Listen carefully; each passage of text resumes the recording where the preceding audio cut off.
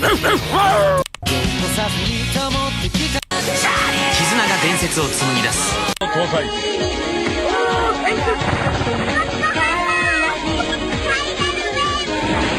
ついにその全貌を表す。今ナムコが送る本格 RPG スーパーファミコンナムコテイルズ・オブ・ファンタジア。 The Tales of series.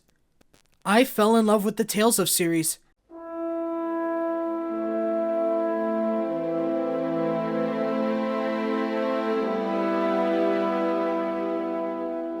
From its real-time combat that's always evolving and changing to ensure unique experiences, the amazing ensemble cast of characters that make it hard not to pick a favorite, or the fact that the series has been able to withstand the test of time and ensure their spot as a staple for RPGs alongside juggernauts like Final Fantasy, Dragon Quest, and Shin Megami Tensei, there's a lot to love with the Tales series. Tales of started in 1995 with Tales of Fantasia on the Super Famicom, already with a unique name for it. The game was fully voice-acted, and instead of the typical turn or time-based combats, the Tales of introduced the world to the linear motion battle system, real-time combat, and nurturing the creation of action RPGs in its infant phase. Since then, the game has gone to birth one of Namco's flagship franchises alongside Tekken and Digimon. To many in the West, the Tales of series is known as the one series that Symphonia comes from, or Lloyd, that one guy everyone wants in Smash Bros. But the Tales of series is more than just Symphonia, or the popular titles such as Vesperia, The Abyss, or Berseria. The Tales of series is a magical series that relies on its characters, world building, and conflicts to make itself differentiate itself from its other RPG competitors both inside and outside of Bamco. Well, to be honest, .hack is dead, so not only that, Tales of also relies on themes of foreign relations, nobility and royals, armed conflicts, ethnic tensions, racism, and sometimes full-on enslavement and genocide. The games are ones that start off simple, but rewards the player with more nuanced storytelling as you continue the story of the game and dive deeper into it, never fully revealing everything at the start, but at the same time, hinting at such things so you know you're gonna get an experience like no other. It's a reward for not only playing the games, but immersing yourself in the worlds the creators want you to enjoy. The Tales of series hides a lot about what makes it great, and this bait to pull players in works. In an ever-growing and restless sea of RPGs, there will always be the big grandiose games of Dragon Quest and Final Fantasy, and there will always be newcomers ready to enter the fray, such as Cyberpunk and Metaphor. But for those who look closer, those with a loving passion for the genre, they will indeed find the Tales series, and I don't think you can go in without falling in love with it. I fully believe that no one can truly forget playing their first Tales game, let alone the characters they love. I started with Vesperia in 2022, and boy, what a choice. Whether it was the smooth combat, the fun locations you get to explore, the themes of morality and how to properly enact justice, the skits that were really comedic even with context, and the dynamic between the characters, which come off less than a typical RPG party, and more so this guy babysitting a bunch of kids and a 35-year-old man. Oh, and of course the best character in all of Tales, Rapide. Love Rapide. While it took me a while, I dove headfirst into the series, and I loved every part of it. Everything about Tales stuck with me. It had the cool action RPG elements like you'd see in Kingdom Hearts or modern-day Final Fantasy, the difficulty and challenge of early Dragon Quest and SMT, and the amazing ensemble cast you get in something like Persona. Tales takes all the aspects of other RPGs and meshes it into its own thing while adding more into the mix. The Tales franchise wears its RPG labels and tropes with pride, making it its own story, and I love that. I cannot recommend this series enough, and luckily for newcomers, the Tales franchise is sharing its 30th anniversary this year and making it easier. With popular titles like Graces being remastered and ported to modern consoles, as well as older games like Rebirth getting proper English patches for fans to fully enjoy them, now is the perfect time to pick up a title and hop in.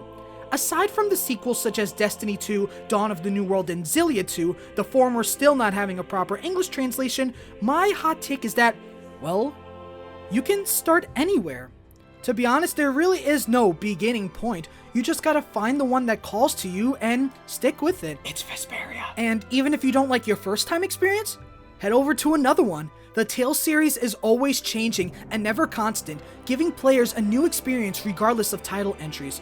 Maybe you want to start with the West's big three with Symphonia, Berseria, or Vesperia, however I considered the Abyss a part of the big three instead. Perhaps you want to try out the new English patch of Tales of Rebirth. Perhaps you want to kick off with the more recent titles of Tales of Arise, or what came out this year, Tales of Graces Remastered. Oh, and if you're a Sword Art Online fan, you can try the DLC in Arise, regardless of which one you pick, except the Fantasia Game Boy Advance board, because who would have chose that one? Oh. I did it! You will enjoy your first time playing this wonderful series, and hopefully, you make it a staple in your library like I did. But, what if I were to tell you there was a hidden entry, a secret Tales title that revolves around the Golden Gate town of San Francisco, the one where they also discuss racism, nobility, cults, and war, in the weirdest way possible, but it still works. One where the world map and party is replaced with a cast of homosexuals residing in San Francisco, but more specifically, the cozy apartment building of 28 Barbary Lane. The Tales of series' long-lost gay cousin, Tales of the City.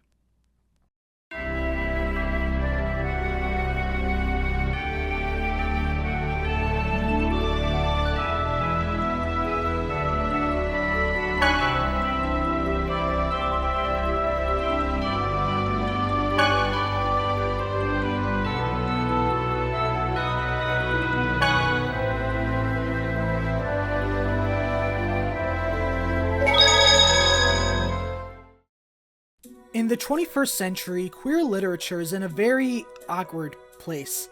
Not so much a bad thing, but to put it in simpler terms, whereas people in social media will be quick to hype up a queer character in a TV show or a gay plotline in a video game, the discussion of LGBTQ books falls to the wayside, either taken up by those who actively indulge in such, or book talk kids pick it up and go crazy over it like they went crazy over Icebreaker. Not to mention, queer literature in the 21st century is facing the major heat of a culture war and a race to ban and censor books, claiming it to be obscene, and those that aren't are praised in high regard but divisive in the broader scope of the LGBTQ community for being too narrow or normative. For every heartstopper that is praised to earth and back for how normal it portrays gay people, there's a genderqueer getting dragged to hell and back by conservatives and banned for showing teenagers being trans in an unfiltered manner that isn't cis-heteronormative. And stuck in the middle of these are books that just get banned and never talked about, or books that people just look at and go, cool, and never indulge in. Take, for example, how people shout about Red, White, and Royal Blue because of the series, but barely pick up the book, but never mention anything about other books, such as Luna, a story about a sibling navigating her transgender sister's transition. Fun fact, I actually read this in freshman year of high school, good book. And considering my channel's content, the amount of manga, anime, and other series that are either deemed as too nerdy or perverse for the common viewer, or just forgotten, there's not much discussion about it. And not to mention, they banned Sasaki and Miyano, so anything is on the table at this point. However, when I look at queer literature, is that there isn't a full-on anthology series. Not like 5 or 6 books long, but a broader story that has a whole set of world building, focuses on other characters, you know, long-running series that are about queerness. I'm not talking about The Wizard of Oz, but that's the best comparison I can give it to. But I already covered that series last year with Sally Pride Drag. Go check it out, it's really good. But of course, The Wizard of Oz isn't explicitly queer or flat out says they're LGBTQ. I'm talking about a story that fully revolves around queer culture and the time period around it. One that expands far beyond its realistic fiction setting and becomes an odyssey depicting and showcasing the lives and experiences of queer people and the forever shifting and uncertain political climate. One that at first comes off as old, slowly peels back this layer to show a timeless classic that not only grows with the reader, but consistently adapts to the world around it. A book series that not only gives a home to the characters, but a home to the reader. And this is where we enter Tales of the City. If that name is in any way not familiar to you, or you have no idea what I'm talking about, don't worry, it's very common. It's not at all a household name around the world, especially for people my age and a bit older. Heck, I don't even see a lot of LGBTQ people talk about it nowadays. I originally heard about this book series and TV show from Matt Baum's video on it and its ties to PBS. I watched it the night before I went to a job fair, which was the same night before I started playing Fantasia fully, which was the same night before the day I walked out of said job fair because I was too busy playing Fantasia and not paying attention to the line. After hearing about the series from Matt Baum and learning about how it affected Congress in the 90s, as well as having the same monocle of Tales, I was immediately drawn into it. I bought a copy of the first books, ordered the rest of the series, got Mona of the Manor, the newest book, for Christmas, watched the TV series, and salvaged headfirst into it. Oh wait, that's Xenoblade 2, my bad. Tales of the City is an anthology series spanning 10 books, 3 miniseries adapting the first 3 books, a Netflix miniseries serving as its own story and a finale to the series, radio dramas, and a musical adaptation with banger songs. However, Tales of the City is most notable for the miniseries, with its first series airing produced by Channel 4 and airing on PBS, the second and third ones being created by Showtime in 1998 and 2001 respectively. It wouldn't see a new series until 2019 when Netflix produced the final miniseries Tales of the City. This one might be familiar because it has more recognizable names such as Elliot Page pre-transition and Bob the Drag Queen. While the first 3 seasons are faithful to the books, the final Netflix one involves its own take, incorporating original characters, a different backstory for Anna Madrigal, and of course a different ending to the characters' stories, but also borrowing some stuff from the books. Tales of the City revolves around Cleveland, Ohio native Mary Ann Singleton, who decides to stay in the sunny town of San Francisco after vacationing there. Mary Ann is taken in by the mysterious Anna Madrigal, who lets her rent an apartment on the ever-known 28 Barbary Lane. While there, she is joined by 3 other tenants, the hip bisexual Mona Ramsey, the heterosexual playboy Brian Hawkins, and the homosexual mouse Michael Tolliver. Together with Mary Ann and Miss Madrigal, they make up the Fab Five, the core characters that the plot usually revolves around. However, we aren't just limited to them, as Maupin's book seeks to cover a broader scope in order to truly capture the magic of San Francisco. Characters in the series, much like city residents, come and go and eventually become staples in the stories. Notable characters we'll meet include Dee Halcyon Day, who originally was in an unhappy relationship with bisexual car crash disaster Beecham Day, now is an out-and-open lesbian who takes care of her twins Edgar and Anna. She is also joined by her lesbian lover Dorothea Wilson, a former popular black model who was Mona's ex-girlfriend, which is then revealed she used substances to make her skin darker. Is that blackface, dude? There's also John Fielding, a gynecologist who checks in on Dee Dee during her pregnancy and is also Michael Tolliver's on and off again boyfriend throughout the first 3 books.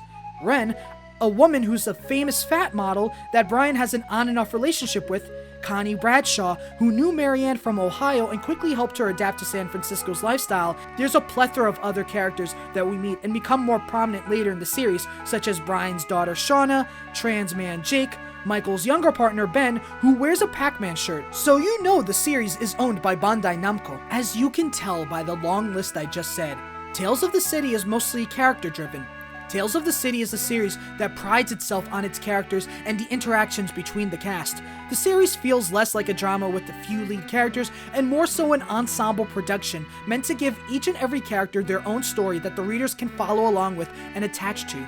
The series never focuses on just one plot point, but rather juggles them and highlights them as it goes along, either giving them a satisfying conclusion at the end of their books or helps them lead into a bigger mystery Maupin plans to write about later. On one hand, you'll see Mary Ann learn more about the man named Norman, who she pity dated only to find out he's literally Smart Schoolboy 9 who's spying on Miss Madrigal after her ex-wife hired him, and then he dies while Mary Ann burns the file with both the CP and info on Miss Madrigal. But at the same time, we also see Edgar Halcyon live his final moments bonding with said Anna Madrigal to find out she's actually a trans woman and still falls in love with her even in his dying breath.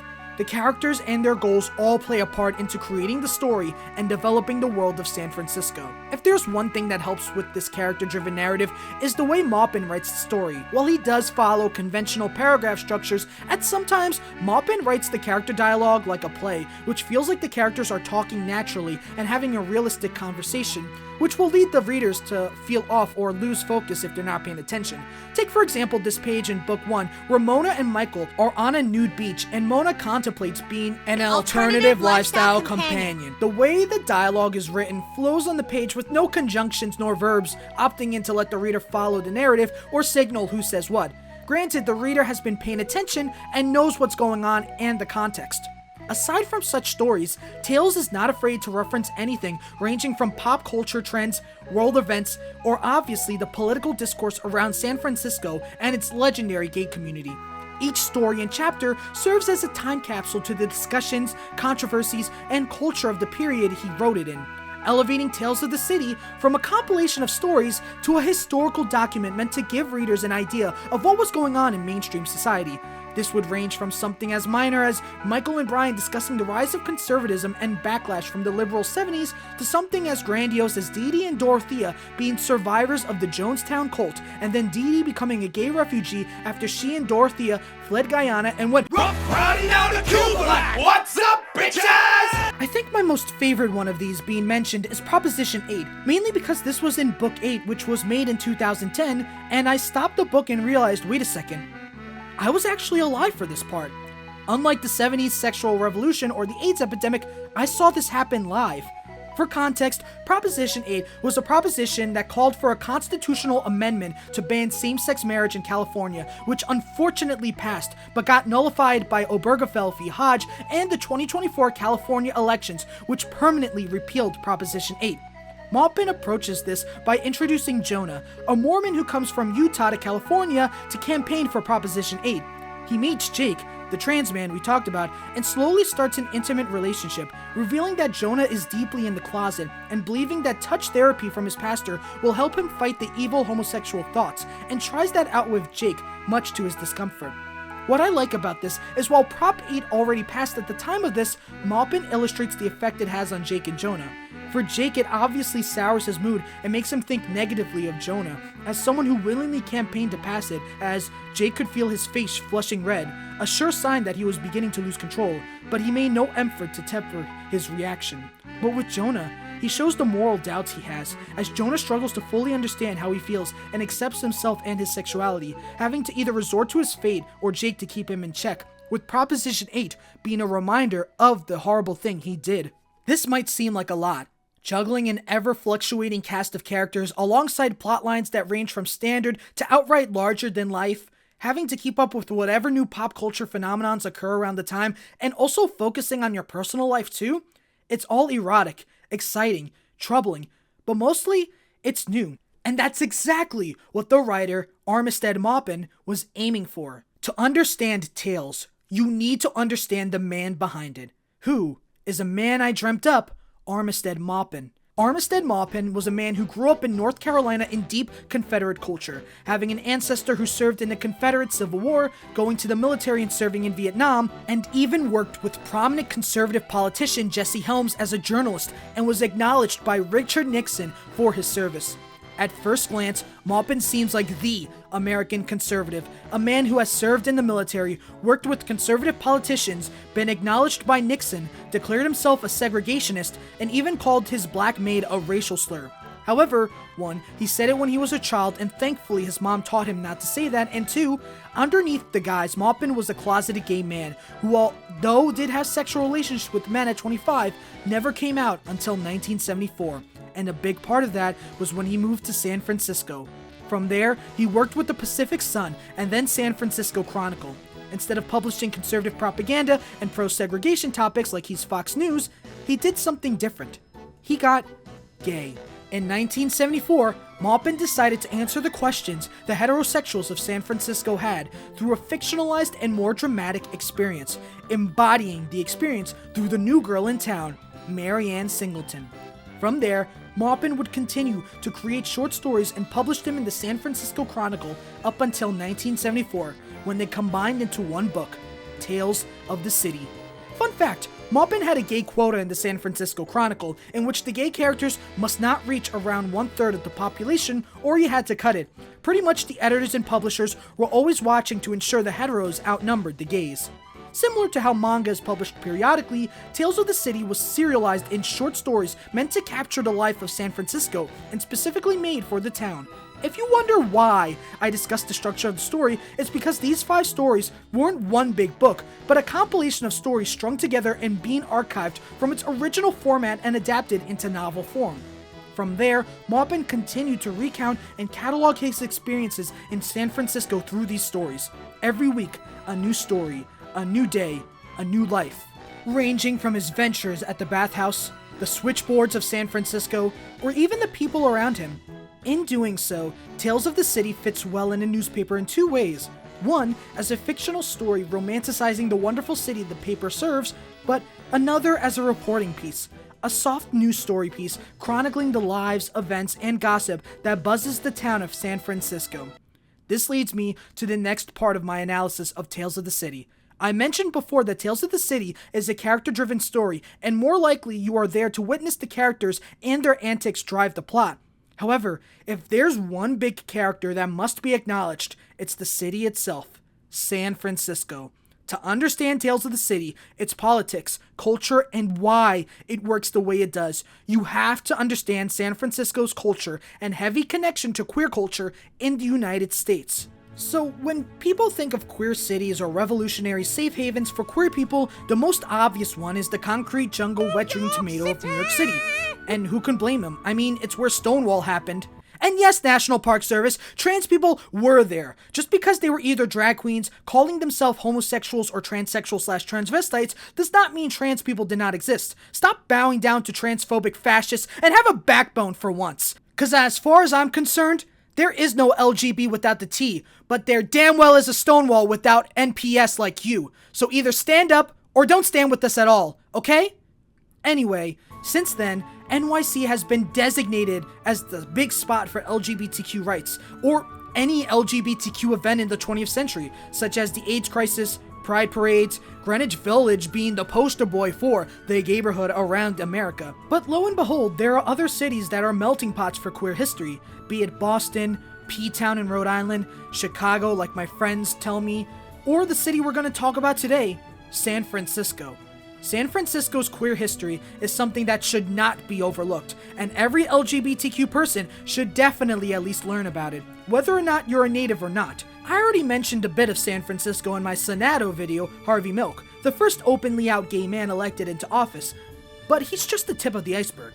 For example, before Stonewall, there were several places in San Francisco where pushback against police brutality against queer spaces happened, such as the 1966 Compton's Cafeteria riots, which predated Stonewall by 3 years. Heck, even in its neighboring county of Los Angeles, there were other historical riots happening before Stonewall, such as the Cooper Donut riots of 1959 or the Black Hat riots of 1967, showing that the homosexual movement was getting well underway in the big state. It's also important to note that at these places, they were known to serve hot coffee. Hot, isn't it? Actually, it's cold. I asked Genus to freeze it. I lied. It's actually hot. Not to mention, San Francisco is also home to the Castro, a street pivotal in LGBTQ culture. After Milk's election and assassination in the 70s, the Castro Street grew into a hub for queerness, solidifying itself as a staple in San Francisco's gay culture. According to the book Wide Open Town: A History of Queer San Francisco by Nan Alamila Boyd, the Castro District emerged as a center of gay life in the city. Through the 1980s and 90s, the Castro became a phenomenon. A city within a city where gay, lesbian, bisexual, and transgender residents gradually began to outnumber other residents. As the numbers of gay people who lived or visited the Castro increased, new businesses opened. Along with gay bars and restaurants, there were gay travel agents, gay bookstores, gay florists, gay groceries, gay clothing shops, and gay shoe stores. There was even, for the brief time, a gay bank. With the security of majority status, at least within the district, and the traffic of tens of thousands, a new level of commercialization has descended on the city's gay, lesbian, bisexual, and transgender communities. So now that we have the idea that yes, San Francisco is a queer hub, we also have to know how. How did this random city become the one to host the sanctuary of gays? Well, it's simple. World War II and the Lavender Scare. San Francisco is no stranger to military presence, even before the 20th century, as it has existed before as a strategic naval port and stronghold even during Spanish rule. However, it was during World War II where it fully transformed into a military city, as the Hunters Point Naval Shipyard was purchased in 1940 and became operational in 1941, right around the time of Pearl Harbor. Since then, the city saw a huge flux of new sailors and men ready to serve in the military, let alone the Navy. In fact, it was so big that at some points the men drastically outnumbered the women in the city, and of course with all these men, you know it's gonna get gay. However, considering the city was military focused in its policies, they didn't take too kindly to this. Anyone who has basic knowledge of queer history in America knows that the military is extremely hostile to LGBTQ people, be it from don't ask, don't tell, to trans people once again being banned from service twice. But luckily it was blocked by a federal judge. Finally, these judges are doing their jobs. This was huge back in the days of World War II, as homosexuals were deemed morally unfit, leaving many homosexuals kicked out of the military with an H marking their blue discharge card. However, instead of simply going home, many gay and lesbians decided to make port cities their home, as the post-war era saw a somewhat high degree of tolerance around queer culture and homosexuality, but nevertheless still anonymous. Nan Alamila Boyd talks about this more when she discusses the end of the war, when she states, "Because GIs often traveled through San Francisco on their way to or from war, many who remembered its beauty, charm, and sophistication returned to the city after the war to make a new home. Those who had experienced San Francisco's gay nightlife and were later dismissed for homosexuality had even more reason to return to the city. Gay life had expanded during the war years, new bars had opened, the community had grown, and networks had developed in response to the multiplication of queer cultures in communities. As a result, gay and lesbian veterans often sought refuge in large-sized port cities like San Francisco, where they could participate in a gay world but still live relatively anonymously. 54 gay and lesbian veterans may have also chosen to live in San Francisco because in the post-war years the city seemed relatively tolerant, particularly compared to cities like Miami, where an all-out war on perverts resulted in an exodus of queers. Because of the sorta laissez-faire atmosphere around such a major diaspora of gays arriving both in and out of war, San Francisco was becoming a hotbed to become the big gay capital, and in the coming years, it sure did. Despite the heavy policing and still prominent homophobia, San Francisco was critical in the formation of the early gay or homophile movement. Yes, we were called homophiles at one point. I don't like the phrase either. Like, take for example the historical Mattachine Society, a gay male-centered civil rights group. They moved their headquarters to San Francisco from Los Angeles. Another being the Daughters of Bilitis, a famous lesbian activist group founded by lesbian feminist Del Martin, Phyllis Lyon, and Filipina factory worker Rosalie Rose Bamberger. They founded and hosted the first meeting and the first chapter in San Francisco. There's also the Black Cat Bar, not the tavern in Los Angeles, but another bar which became crucial in gay rights movements at the time. Speaking of, bars were slowly becoming more accepting of gay people, starting slowly from just letting gay people sit and enjoy the bar to having grandiose experiences such as lesbian or male impersonator bars, or spots where trans people and drag queens can perform and gather like a cabaret. Notable examples being Tommy's Joint, which was owned by the first lesbian to ever own a bar in San Francisco, and Mona's, which was a hotspot for lesbians, especially butch, gender non-conforming, mask, or, as they were called, male impersonators at the time. Kind of like Mona Ramsey, we'll cover her later. It's also important to note that San Francisco birthed so many important figures to LGBTQ history, be it literally or figuratively. For example, the first ever openly gay man to run for office that wasn't Harvey Milk was Jose Zarya, a drag queen. What Zarya's legacy tells us, as well as the others such as Lyon, Martin, and Bamberger, is that San Francisco is not only the gay capital to rival NYC, but it is also a staple for LGBTQ movements. While yes, we can accredit Stonewall, it's important to acknowledge what came before and after, and in such, San Francisco is present as day. San Francisco was perfect for many gays, closeted or not, to move in.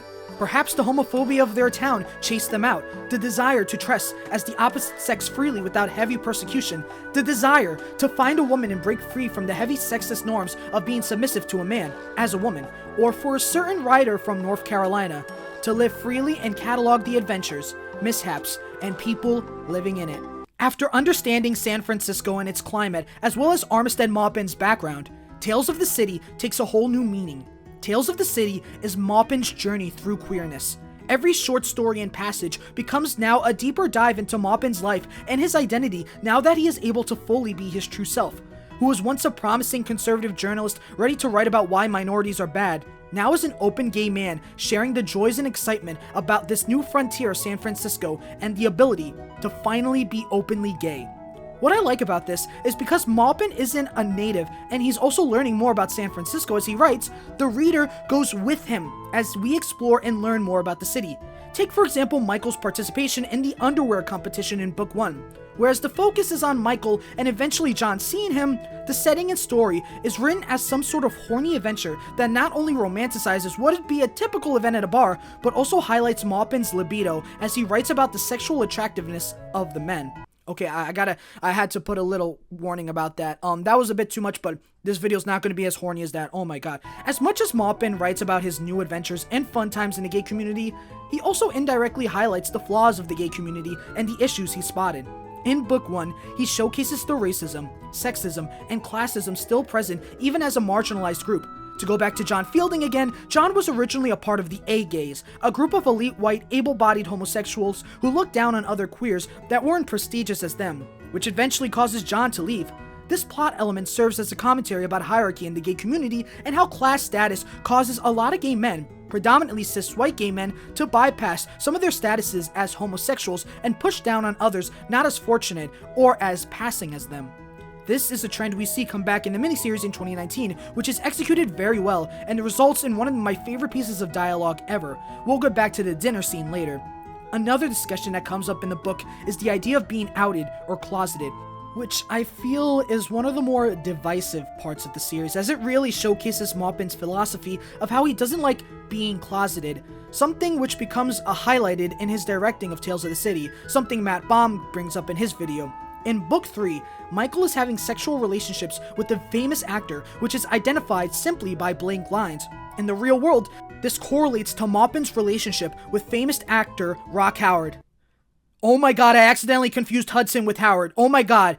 I did this with my mom in the car. I was like, Mom, do you know who Rock Howard is? And she was like, what? And then I said, oh, Rock Hudson. Oh my goodness, I confused Rock Hudson and Rock Howard, who Maupin outed posthumously, putting him in hot water with his own community. To be honest, this was even part of the book where I had to step out and go, dude, come on. Just shows how Maupin as a writer also challenges me and makes me realize we have different ideas. And this was one part where I had to go, Maupin, dude, no. However, the most famous example of Maupin's writing bleeding his real-life experiences into the page is Michael's iconic coming out letter while paralyzed in the hospital, also known as Letter to Mama.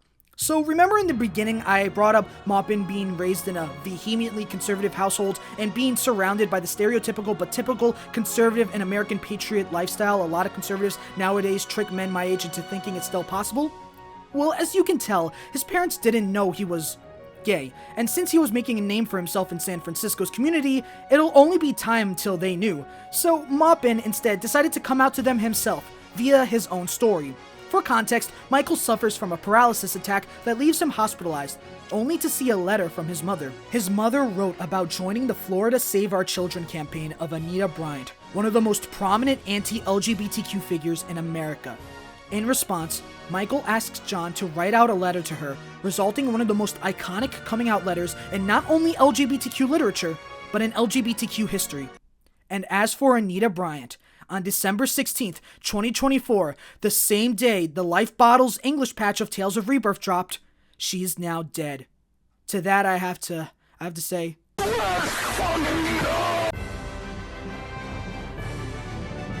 you don't know how happy I am she's dead. She is my too-mad. She is my too-mad. Yeah, get it, Eugene, get it. Yeah, she is my too-mad. She is my too-bad. She's in Overwatch 2 with that man. I love this scene, and I love this factor of the story because, as mentioned, it means that Tales of the City doubles as a sort of breaking news piece, informing people about what's going on and giving them a fictional story to go with it. And according to the reception, it looks like Michael's letter to Mama became kind of a staple for the community, and I really am glad of that. Nevertheless, to say it's simply entertaining or just to dramatize it would be a gross misinterpretation of his work. Maupin does put care and caution into his stories, having them adapt to the fictional characters and world, but also bringing in the realistic and more serious consequences such tragedies can bring. Take, for example, Dee Dee being a survivor of the Jonestown Massacre, a real tragedy that took the lives of many thanks to the cult leader Jim Jones. In further tales, it's written as if Jim Jones escaped to San Francisco and still attempts to abduct Dee Dee's children as they are survivors of the cult, let alone being young and impressionable. Maupin not only shows the fear Dee Dee has, but this is elevated in the live-action adaptation, which showcases Dee Dee's panic and anxiety, capturing the feeling and trauma of being a cult survivor, let alone one of the most infamous and well-known cults of the 20th century. Another example being in the 7th book, Michael Tolliver Lives, and how it highlights 9/11 as a way Marianne got in touch with the residents of Barbary Lane after moving out, which they describe in the book as, on that day that defined the new millennium, Marianne had called Mrs. Madrigal from her house in Darien, Connecticut. She wanted to make sure that everybody was still there, that no one from the old crowd at Barbary Lane had chosen that week to travel to Manhattan. From Anna's description, the call had been short and businesslike, more of a schoolyard headcount than a serious effort at reestablishing contact. It was touching to know that Marianne had worried about us, but the whole country was worrying that day, so I didn't read much into it. Still, I gave her a call, wondering if she might have lost someone herself, but our talk was limited to the surreal events we just watched on television. A crisis does draw people together, but rarely for the right reason. The old wounds flare up again soon enough. The bond lasts no longer than the terror. There is so much that Maupin catalogs and chronicles in every story he writes. You're not just learning about the characters, you're learning about the culture and the times around it. And that in itself makes Tales of the City both a product of its time and yet timeless. I mean, More Tales, which became a novel in 1980, had Michael discussing watching the 1950s show Spin and Marty, this old TV show from the 50s being the reason he became gay to Brian. 7 books later, in the days of Anna Madrigal, Shauna is referencing South Park. The same book earlier has it allude to Jake playing Angry Birds on his phone. So yeah, Tales of the City really is good at incorporating real-world events and culture into its world building, never letting the world building become stale or sick of San Francisco. It also helps that the books explore different settings on the world map, such as Mona's adventures and the Blue Moon Lodge in More Tales. New Moon Blade! Michael living in London during baby cakes and visiting his family in Florida in Michael Tolliver Lives, or Mona's life in the UK, and Anna and Michael visiting her in Mona of the Manor. You know, I'm mentioning the names and characters a lot, and now I feel it's the perfect time into pivoting into what makes Tales of such an iconic series, the characters. As stated, Tales of is a story driven heavily by its characters and who they are and their place in the city. Whether it's going from a switchboard operative to a famous morning day show host, from a waiter boy to your friend's flower partner in crime, or from a bisexual rich guy who hates his wife to a victim of a car crash. Tales of the City is never short on characters coming in and out of its works. Just like a city, every character plays their part in the city, adding more to the life of it and either settling or leaving, perfectly capturing the vibes of San Francisco for both residents and non-residents wanting to read a queer experience. For this analysis, let's focus primarily on the residents of Barbary Lane, the original Fab Five: Brian Hawkins, Mona Ramsey, Michael Tolliver, Anna Madrigal, and Ann Singleton. I mentioned this a million times that Armistead Maupin's real-life experiences and personality and philosophy bleeds heavily into these characters, and these 5 are absolutely no exception. In the documentary Armistead Maupin is a Man I Dreamt Up, he states that each character represents a side of him. Michael is the romantic side of Maupin, Marianne is the ambitious side of Maupin, Mona is the cynical side of Maupin, Brian is the lethargic/carnal and domestic desires of Maupin, and Anna Madrigal is the person Maupin aspired to be. Each of these 5 characters are crucial to the story in guiding the reader through San Francisco regardless of the time period. While many characters come and go, their impact and legacy still remains in the overarching narrative, and this is certainly true with the Fab Five, who aren't necessarily always in the spotlight, but are still there spiritually. To start off, the best character to begin the analysis is the first character we're introduced to, the new girl in town, Ann Singleton. As mentioned prior, Marianne is the girl meant to represent the new faces and straight woman confused as why is the city so filled with queers? Marianne is a vessel for the readers, sort of a trolley, not cable car. It's cable car, to guide and lead the readers into San Francisco and its cultures, lives, and environment. This works well for non-natives who, like me, want to peek into what San Francisco is about, but also sort of a gift for San Franciscans, seen as a way to showcase their lifestyle and their city through the lens of someone new and completely foreign to the realities of San Francisco's day-to-day life. The reason I left that in is because the trolley/cable cars isn't a joke. It's something that Marianne actually gets wrong, and I'm not a San Francisco native, so I got that wrong too. I guess this book really hits harder than I expected. However, of course, Marianne is more than just the typical new kid on the block going on wacky adventures. She's the new kid on the block going on wacky adventures, but also very flawed. As stated, Marianne is the ambitious side of Maupin, both in terms of exploring San Francisco and, of course, in her career and life experiences. Throughout the first and up to second book, Marianne is searching for a stable job within San Francisco, and this eventually leads to her working as a journalist and eventually landing a gig as the host of her own morning show, Marianne in the Morning. However, her process it's questionable, to say the least. Take, for example, her wanting to cover Dee Dee's survival in the Jonestown cult and further Tales of the City. Throughout the story, a big talking point for her is getting this scoop so that her boss will give her airtime and proving her worth at her job. However, it comes with problems. With one example, and the one that shows how hyperbolic Maupin can get with his writing, is chaining Bambi Kanataka so Marianne can get a scoop on time, but also pressuring Dee Dee into sharing more information and following more into such, even when her children are in danger.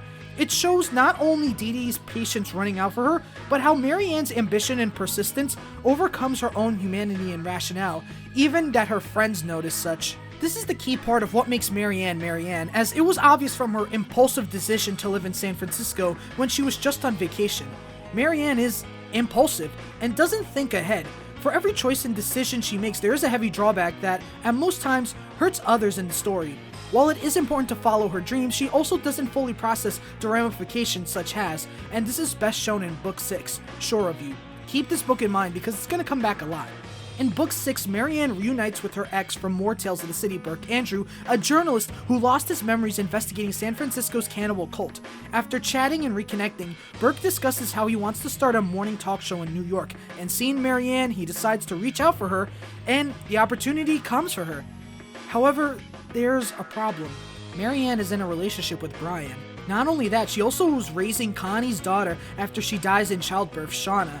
Marianne has a family, but instead of staying behind, she decides to go on her own, believing that not only Brian wouldn't like it, but that he needs to stay home with her. What about Shauna? She paused to measure out her words. I wouldn't take her away from him. She belongs here as much as he does, he nodded. Even if I did still feel something, it wouldn't be fair to make him leave. The nursery means more to him than anything he's ever done. He wouldn't be happy in New York. It's a whole different world. You saw him the other night with the Rands. Not only the fact that she's leaving Brian and Shauna, she also told Michael first, which led to not only turmoil between Michael and Brian, but also Brian and Marianne eventually breaking up. This is such a contrast from the third book, in which Marianne told Brian about Dee Dee being alive and surviving the cult, and specifically telling Brian not to tell Michael is a 180 and illustrates how much Marianne has changed by her ambitions and her irrational decisions. The fact that this was considered to be the final book in the Tales series and it was going to end like that hurts, especially when it was done by the woman we followed along with. Marianne, despite wanting to find a job and achieve her dreams, unfortunately dreams bigger than she imagines, and this in turn cause others to get hurt and suffer because of it. For this part of Marianne in Book 6, I interpret it as Armistead moving on from Tales and working on other things, which include his 2 other novels, Maybe the Moon and The Night Listener. Fighter of the Day Listener! Armistead, like Marianne, is moving past the luster and novelty of San Francisco and now doing his own thing. But through Marianne, we can show that it does hurt people. I mean, Tales of the City had a cult following in the town. Imagine how devastating it'd be for people to hear the series would be ending. Granted, of course, without hurting or causing divide like Marianne did. Luckily, Armistead did come back to the Tales series, and with it brought back Marianne in her own book, Marianne in Autumn. Marianne returns to San Francisco, reunites with the cast in a bittersweet way. While she reconnects with Michael and his new partner, Ben, she never fully reunites with Brian in this book. Instead, that's in Michael Tolliver Lives, but considering the name of the book, they're not the focus, unfortunately. He's barely in it. Shauna and Marianne also connect in the last pages of the chapter, talking about Shauna's blog, Girl on the Loose, and how Marianne used to call her puppy. What's even crazier is the reason they reunite was, during the book, there was a creepy man stalking Marianne on Facebook and said the creepy man, you're not going to believe it, it's Norman. You know, the guy from the first book that fell off the cliff and was presumed dead? Yeah, smart schoolboy 9 comes back and threatens Marianne at gunpoint, and of course, he has a lover with a severe age cap. What do you expect? However, her ending isn't until the days of Anna Madrigal, where she becomes a candy striper in Nevada. Help is on the way! Nurse! Her ending in the Netflix series, however, is different, as she is able to reconnect with everyone, including Brian, and decides to stay in San Francisco, reforming the family she once gave away. To be honest, I felt like this was a better outcome for Marianne, and the miniseries captures her perfectly. Throughout the episodes, Marianne is as reckless and ambitious as she is in order to protect Anna Madrigal and 28 Barbary Lane from being sold, even if it meant embarrassing herself or eventually having conflict with her adopted daughter. It shows that even after her new experiences in Connecticut and moving on from her talk show, she still has a soft spot for San Francisco and is able to fall back in love with it, even if it's not necessarily the same one from the 70s. And although she struggles to find her footing, especially when Brian confronts her in his flower shop for trying to get back into Shauna's life, she is able to prove her worth and eventually reconcile with Shauna. Despite the lies and confusion, Shauna and Marianne leave on good terms, and Brian and Marianne attempt to try a relationship together. To conclude, Marianne as a character is kind of a mess, but it's a good mess. It perfectly captures a young woman enamored with the wonders of San Francisco, but deeply clueless about the true gravity of her surroundings. Despite her confidence, under the surface, she's still a tourist, and even as she slowly finds her place in the queer town, there'll always be a mystery or a twist to keep her on her toes and makes her question her spot. Whether it's romancing a cult member out of it, back to her career, to literally confronting a presumed Ted smart schoolboy 9, Marianne shows that San Francisco is a city of twists and turns. You can either run from it or dive straight head first, and she does both. Now that we covered her, we should jump into the other hetero protagonist and straight warrior that eats potato chips 3 nights a week. He's brave, he's straight, he's something. And if you call him gay, he's gonna something. I'm not a true Danny smoker. Brian Hawkins. When introduced, Brian is seen as the best match for Marianne as per Miss Madrigal's word, and is set up as a straight playboy searching for the perfect girl in the city of the Golden Gate Bridge. However, as the story progresses, we see more and more of him that breaks the stigma down and makes him a more down-to-earth guy just looking for romance and connection in a city that's more sexually charged than romantic, something he shares with Michael, his gay buddy. Originally, Brian Hawkins was a lawyer who advocated for the civil rights of Black Americans, Indigenous Americans, Mexican Americans, and anti-war protesters. However, after seeing the horrors and toxicity that comes with being an attorney at law and the pain it brought, he moved to San Francisco and settled down, now being a waiter at Perry's. Well, to be honest, he would have been a great lawyer for Lambda Legal, which we covered in my Narumitsu video. Go check them out, they're important to learn about, especially now. Through the story, we have Brian venture through several flings, such as being in a bathhouse and having to explain to a woman he's not homophobic nor gay, to also doing mutual masturbation to a neighbor across the street with only a silhouette. Despite this, Brian is a lover, someone who has a desire to be with women, but also knows the right thing and allows himself to properly express his feelings. Heck, him getting high with Michael and bonding about the cultural shift and how they want to get laid despite different orientations is such a touching and interesting scene. Brian is, by definition, a liberal. Not in the typical American holding up a sign pretending they're doing something good, but by his morals, belief, and his behavior. Brian is symbolic of the 70s, which was the era of free love, sexual revolution, and the open party culture that not only surrounded San Francisco, but the United States. Even so much that Michael considers him the horn dog of the West and free-spirited. What I also love about Brian is he's straight, as he shows that while sexual freedom and premarital sex was associated with the homosexuals and seen as morally wrong, Brian challenges such and shows the freedom of being openly sexual even as a straight man, and he doesn't have to rely on toxic masculinity to do it. While yes, he's flirty, it comes off more that he's awkward and he's still trying to find his footing, and he comes off very authentic, and I like that. We need more models like him in the real world. But at the same time, Brian does show the more stricter and common desires. Brian wants a girlfriend, he wants a child, and of course starts a family, even if he is infertile. He shows his values in the 5th book, Significant Others, as he tells his younger nephew from a different generation, "Listen man, maybe it's none of my business, but I think you're making a serious mistake. A little experimentation never hurt anybody. You owe that to yourself, kiddo." Showing that he sticks true to Maupin's vision of him being both the carnal and domestic desires of him, a desire to partake in sexual deviancy, but also wanting to have a family at the same time and still growing up. Brian is an adventurous boy who loves pussy like how everyone hates Nixon, but is also afraid of being alone. In Book 2, More Tales of the City, he mentions how Brian Hawkins was 33, and that he realized with a shudder as he said his denim and corduroy Perry's uniform and opt on the bed with an ollie was as old as Jesus on Calvary, or the idiot in The Sound and the Fury. He was treading water now, nothing more. He was working to survive, to continue, to pay for his pork chops and his beer and his goddamn ivory liquid. And no amount of laid-back, mellowed-out, half-assed California philosophizing would compensate for the emptiness he felt. he was getting old, alone. Most of his mail still said occupant. Maupin, despite being a gay man, is openly allowing a straight man to be affectionate and showing his feelings about the fear of being alone and the desire for physical affection. Brian is a man being hurt by the inevitable march of time, not only in reference to the cultural conservative shift that dominated the 80s, but also for the fear of being alone and the fears of not finding someone in his life and establishing the family he desires. While his relationship with Marianne was a cute plot point, it always felt artificial from the beginning, not only because of it being just Anna Madrigal shipping them like they're Saray and Mikleo, but also by how incompatible they are. I mentioned with Marianne her competitiveness and desire to work and be ambitious, but for Brian it was really just to find companionship and to have a family, something Marianne never locked onto. Not only with Brian being sterile, but with how they slowly drift away and away until the breakup in book 6, with Shauna unfortunately having to bear the brunt of her parents being separated.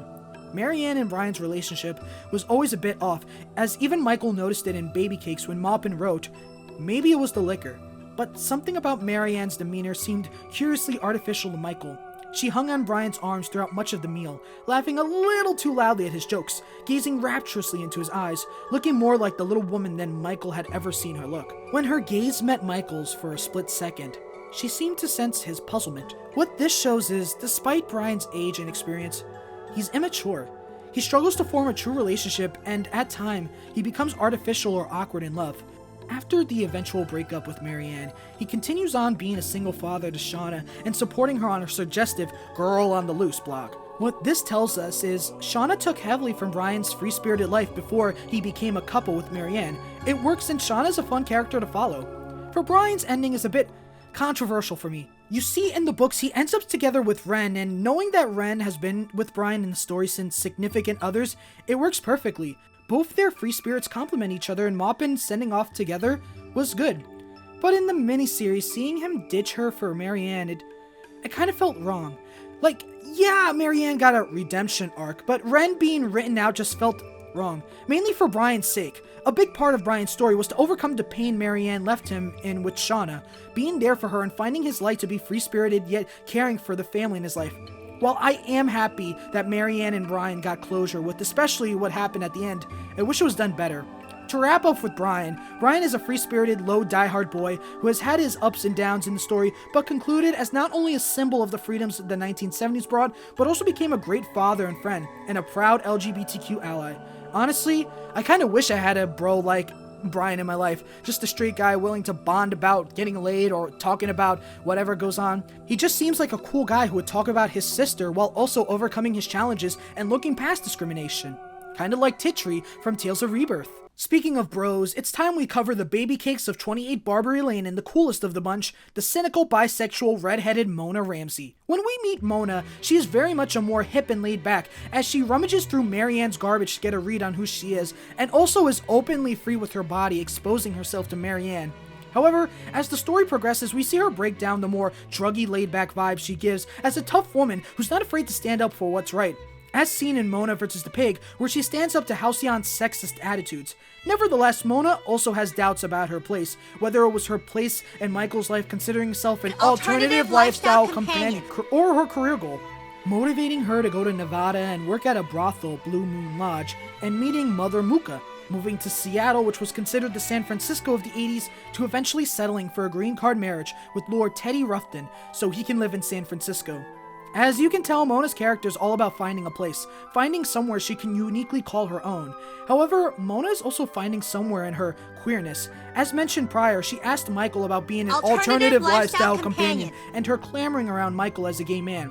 But as we learn, she had a previous fling with Dorothea, a lesbian who hides with her to escape her fame as a model. Is that blackface? Dude? In Baby Cakes, she also contemplates her role as a lesbian. She worries about the rise of conservatism in the community and the backlash from such. Nevertheless, she eventually finds herself married and does find her place, and reconnects with the residents of Barbary Lane.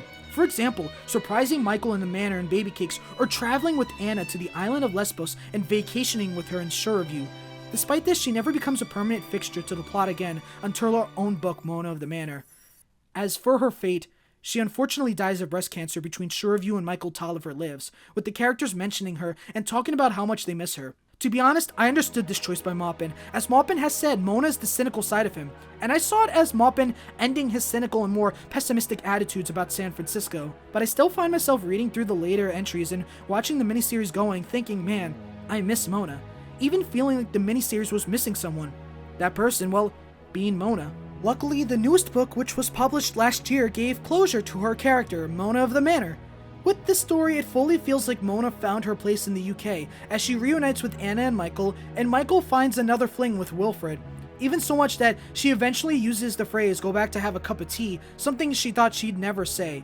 Also, I think this reflects the fact that Maupin moved to London, to England. Yeah, for someone whose character leaned very into finding herself and discovering what made her Mona, this bisexual diva found her spot in this beautiful story in my heart. My only wish was that she was involved in the story more even after. Speaking of her place, it's clear Mona found her spot in Barbary Lane, as thanks to the Blue Moon Lodge, she was able to find her father, who actually transitioned to her mother, the weed-loving, mysterious yet loving woman of 28 Barbary Lane. A man and a girl, Anna Madrigal. Now here's the thing, while Anna is the biological mother of Mona, Anna Madrigal is the mother of everyone on Barbary Lane, guiding the residents and being the gossip of the town. Originally when moving, she was just another transgender woman trying to get the surgery, which led her to being a part of the famous Compton's cafeteria riots, accidentally solidifying herself as a veteran of some of the earliest queer riots, which in turn was because she dated a cop that enacted police brutality against her trans friends. I say accidentally because she wasn't supposed to go because the cop wanted to hide her by any means, but ended up there to protect her friends. Not to mention she also, like Brian and Mona, is a free-spirited and open person even at her older age, going on dates with men, having a weed farm, to having her own joints, and also hosts party to celebrate the community around her while smoking weed. In fact, she names the weeds. For example, in these bushes, you can see she put them there next to the Purple Haze, the Maui Wowie, and the Pineapple Express. Bitch, that's nothing but leaves. Who smoked all my weed?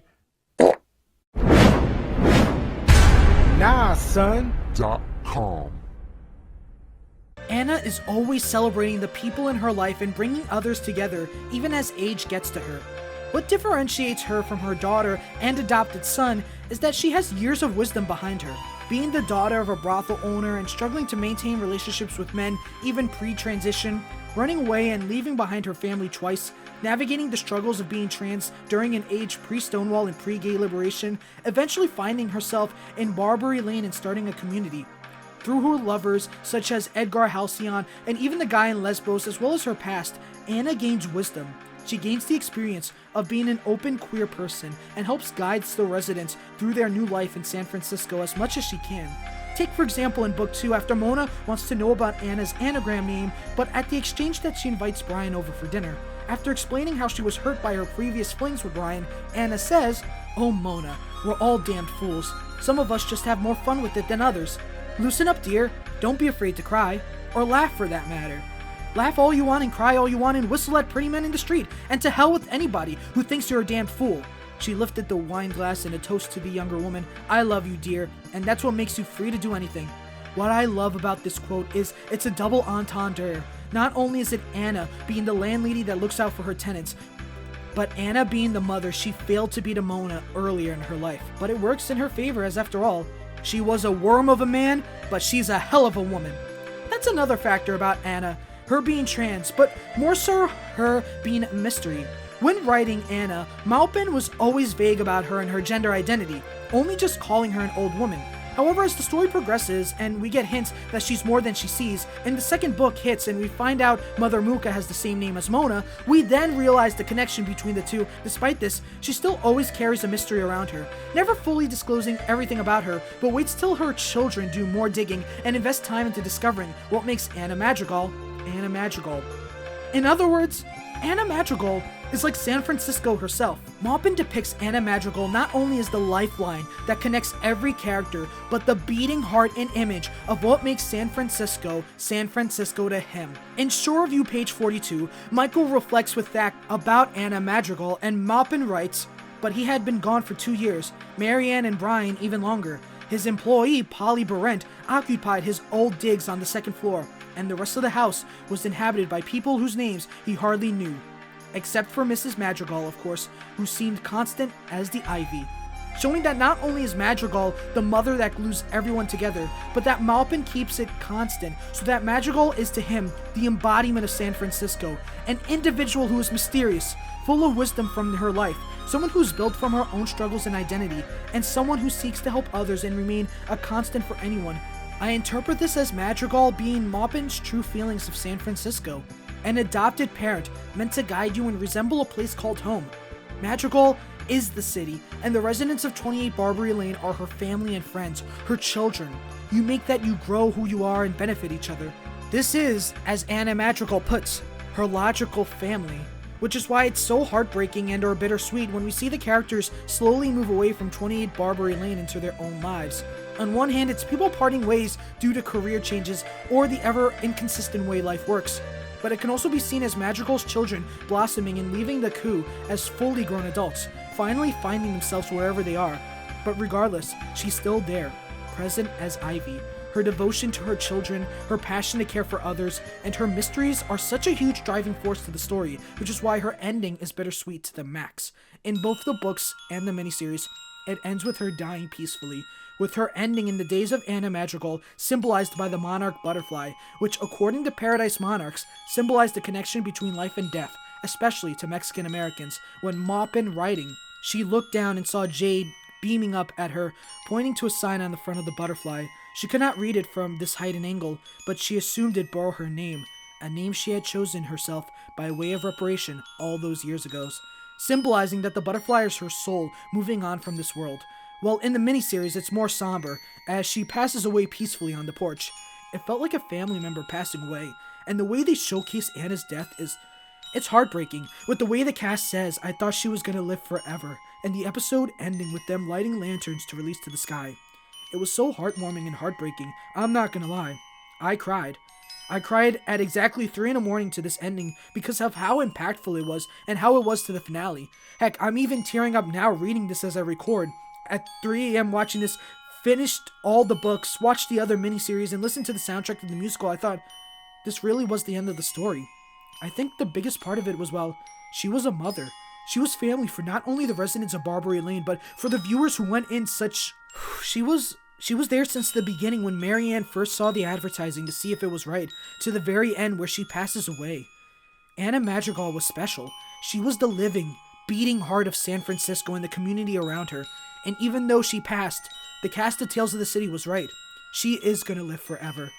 The final character we're gonna cover is already someone important and a big chunk of the Fab Five, but every time I looked at his story and I read about his struggles, I resonated with him.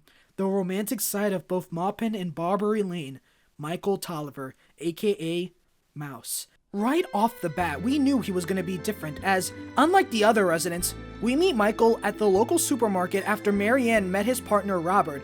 After it do go down. Robert, it do go down, and walking on the fighting side of him. They break up and Michael is back on his quest for a boyfriend-free boy. Michael's adventures in the book range from the search for a romantic partner to sexual partner, as we see him embrace everything about San Francisco's queer nightlife. On one hand, he's seeking out dates and a partner to call his own, but he also finds himself enjoying the more risque side of gay sexuality, going to bathhouses, to campgrounds, to parties, etc. Yeah, if it's not obvious, Michael is pretty much Maupin's way to share his gay experiences and sex life. I talked about this prior with the underwear contest. Using Michael as a way to illustrate the many adventures he has, ranging from the typical nude beach to, as mentioned prior, his sexual fling with famous celebrity Rock Hudson, who was named in a book as blank. While at first Michael sounds like a fun character who's horny, he's way deeper than that. I mentioned the letter to Mama, but I do believe there's a lot more to him that I think it really makes me fall in love with him even more. Michael is the sole gay brother of a heavily religious family. He's a stark contrast to his family in Florida, including his brother Erwin, a Christian realtor with a wife. Michael is a free-spirited man who openly welcomes his sexuality, but at the same time also worries about the desire of a romantic partner. His struggles to find a place outside of Barbary Lane, to find a man to call his own. He's a hopeless romantic in a world where Mona abandoned romanticism, Brian and Marianne try it, and Anna has romanticism with her partners throughout the series and embraces romanticism of life. Michael also has a fair share of partners throughout the trilogies, each with their own quirks and factors that differentiate each other, but also symbolize the times of the era. The first major one is John Fielding, a gynecologist who helps manage Dee Dee during her pregnancy with her twins, symbolizing the sexual freedoms within San Francisco. For the second one, there's Thack, a political activist who's facing the heat of the AIDS epidemic and helps encourage Michael to pick up the fight, as he's a part of ACT UP in San Francisco. Thack resembles the queer activism present in the 80s and the call to action seen in groups like Gay Men's Health Crisis, or obviously, ACT UP. Then for the final one, it's the 30-year-old Ben, who found Michael on an internet hookup site and then was united officially thanks to running into him at a cafe with Anna. See? I told you she was mother. Yeah. And then started a relationship despite the age gap. Ben represents the post-AIDS and new millennium gays that didn't survive the epidemic, but now live in a gay life still suffering from the trauma as such, but also experiencing new victories, such as Lawrence versus Texas and eventually Obergefell v. Hodges.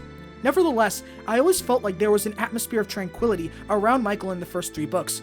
With the exception of his illness in book 2, Michael's plotlines were never fully high stakes, in contrast to Marianne, Dee Dee's, or Anna's, as the story really was meant to show the exploration and adventures of gay San Francisco, with the occasional boyfriend drama and tensions. Michael's story looking more like a romantic comedy, in contrast to the suspense mystery surrounding Marianne's plotline of cults and smart schoolboy nines, and Anna Madrigal's romantic tragedy with Edgar and her reunion with her mother before her passing in book 3. However, it is not all sunshine and rainbows. As while it does show the fun part of gay life in the 70s, it also shows the ugliness of it, and no better is it shown in book 3 when Michael and Brian are hate-crimed. However, this hate crime was simply a taste of what was to come as a plot element later in books 4 through 6, something that would shake not only the setting and the plot, but Michael's character to the core. I mentioned before that Maupin puts real-life events into his stories. Well, there's no other major event that was important to the gay community at the time as the AIDS epidemic. Every LGBTQ person should know about this, especially gay men, as it was the one that not only shaped gay culture and activism in the 80s, but gay culture going forward even in the 21st century. Armistead Maupin, being an open gay man in the 80s in San Francisco, knew all too well the casualties that brought him and his community, and this is shown in tales through the gay man himself, Michael, who's now HIV positive. But not only that, John Fielding, Michael's lover, also ends up HIV positive, and dies 3 months after his diagnosis. This plot point was very controversial, as people saw tales as escapism, so seeing people like them dying in their favorite morning story did set people off, with Maupin even saying that he got angry letters for showing HIV in the story. John's death isn't a one-and-done thing, as his death, as long as the many other deaths of the AIDS pandemic, haunts Michael throughout the books, the pain never fully going away. Take for example in Baby Cakes, when in the UK he has a haunting dream about the people he misses, Mona and John. Michael dreamed he was once again on the ridge above the campsite, only this time it was John who knelt beside him.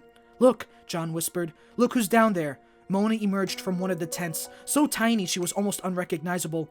Michael waved and waved, but she never saw him, never stopped once as she walked into the desert and disappeared. Also in Baby Cakes when it states, blonde hair and chinos and a blue button-down shirt. How long would he live before those things stopped meaning John? Showing that John's death, let alone the most terrifying disease of the time, traumatized Michael, elevated further by the fact that Michael is a gay man living through the AIDS crisis, and I want to fully emphasize how bad it was. You were dying of a disease no one heard about, the world still thinks you're an abomination, and now you lost a man you loved so much. It felt like you were in a war zone. You were alone. Your best friend Mona is abroad and married, Marianne is abandoning her and her husband and daughter to New York, Anna Madrigal is getting old, and Thack is not in sync with you as much as you wanted to be. And you had a lesion scare, which back in the day, lesions meant death for many gay men who had AIDS. So what can you do? Cry. He sat on a bench and began to cry. It wasn't major grief at all, just another pit stop in the Grand Prix of HIV. He still felt fine, didn't he? He still had Thack and a home, and Brian and Shauna, and Harry, and Mrs. Madrigal, wherever she might be. He tilted his head and let the sun dry his tears. The air smelled of new mown grass, while what he could see of the sky seemed ridiculously blue. The birds in the trees were as fat and chirpy as the ones in cartoons. Reading this part in Sure of You was haunting in a sense, mainly because it's Michael. The guy who once had an optimistic look on love, who managed to help steer his life even through a medical scare, a hate crime, a celebrity scandal, and even the AIDS epidemic, is defeated.